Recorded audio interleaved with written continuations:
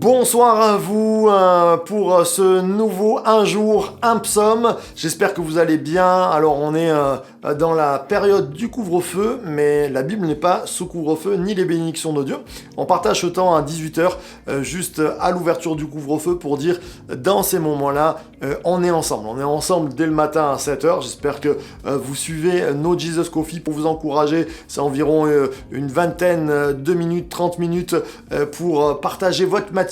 Commencez quand vous vous lavez les dents, vous buvez votre café, vous êtes en voiture. Vous pouvez le brancher comme une radio. On est là pour donner quelques informations, mais surtout partager la parole de Dieu ensemble, vous encourager avec des invités, avec des rubriques.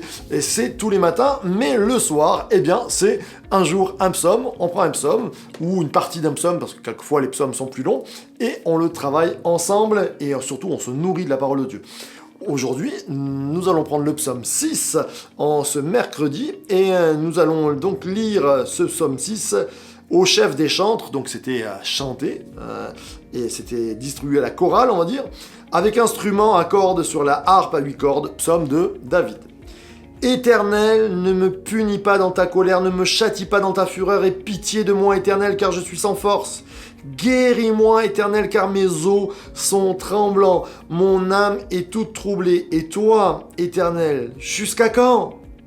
Reviens, Éternel, délivre mon âme, sauve-moi, à cause de ta miséricorde. Car celui qui meurt n'a plus de ton souvenir, qui te louera dans le séjour des morts. Je m'épuise à force de gémir, chaque nuit ma couche est baignée de mes larmes, mon lit est arrosé de mes pleurs, j'ai le visage usé par le chagrin.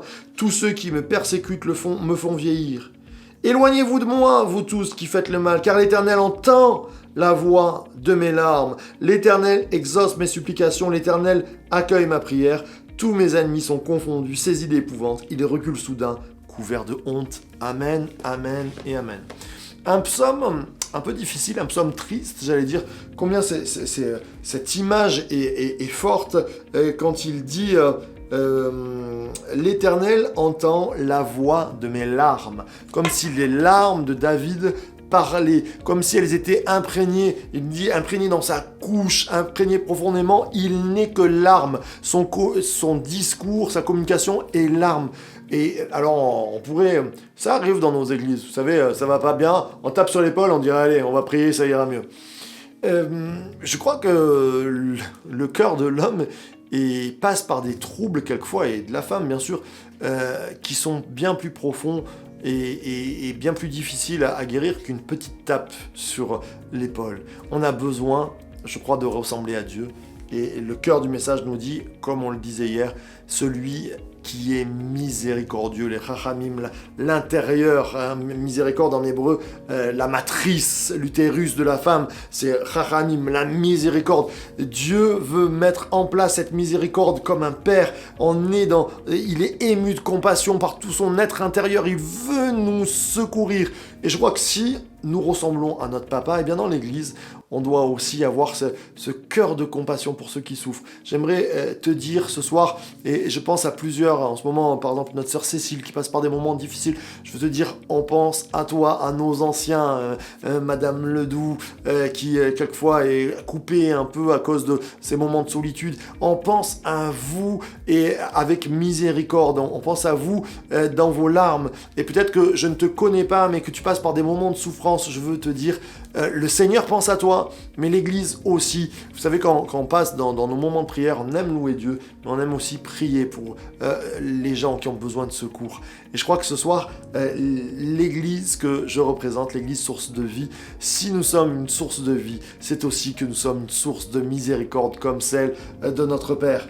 Et David va dire, ne me châtie pas, mais mon âme est toute troublée. Il a fait des erreurs, David.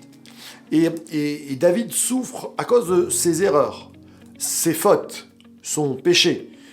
Il a manqué le but. Et on le sait au travers d'un adultère qu'il va commettre, et il y a un crime qui est derrière. Il nous a dit que son armée était en train de combattre, mais lui, il était resté au château. Et il n'a pas suivi ce conseil du Nouveau Testament, veiller et prier.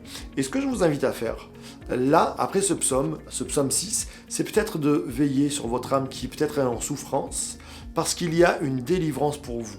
Et veiller et prier, c'est aussi rentrer dans la saison de la délivrance, se défendre contre toute la culpabilité qui vient nous attaquer.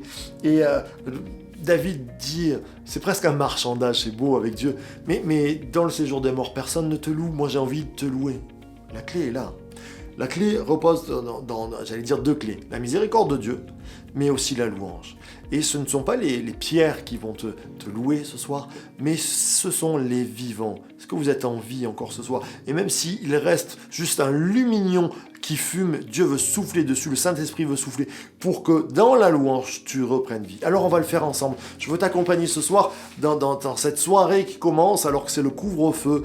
Eh bien, on va ouvrir nos âmes. Il n'y a pas le couvre-feu sur nos âmes. Et on va dire, Seigneur, viens me guérir, viens me restaurer, viens me donner la joie, la paix, le pardon de mes erreurs, et que je puisse tout recommencer en te louant, en gardant mes yeux fixés sur toi. Notre Père, nous sommes devant toi. Et avant toute chose, nous voulons fixer les regards sur toi, en te disant merci, merci pour la croix, merci pour ta miséricorde, merci pour, Seigneur, ces entrailles de miséricorde, cette grâce qui vient nous chercher au plus profond de nos vies, quand nous sommes loin, quand nous souffrons, quand nos larmes parlent pour nous. Seigneur, toi, tu ne te moques pas de nous, mais tu nous guéris. Tu nous prends par la main. Je te prie de prendre par la main mon frère, ma sœur qui passe par des moments de terreur, des moments de larmes. Seigneur, viens le soutenir et que dans ce moment, il soit renouvelé. Par ton nom, Jésus. Amen, amen et amen. Soyez bénis, on passe des temps formidables au travers de ces petites émissions courtes mais intenses que sont Un jour, un psaume. On se retrouve demain à 18h ou pour les lève-tôt, bien sûr, avec le Jesus Coffee à 7h du matin. Soyez bénis.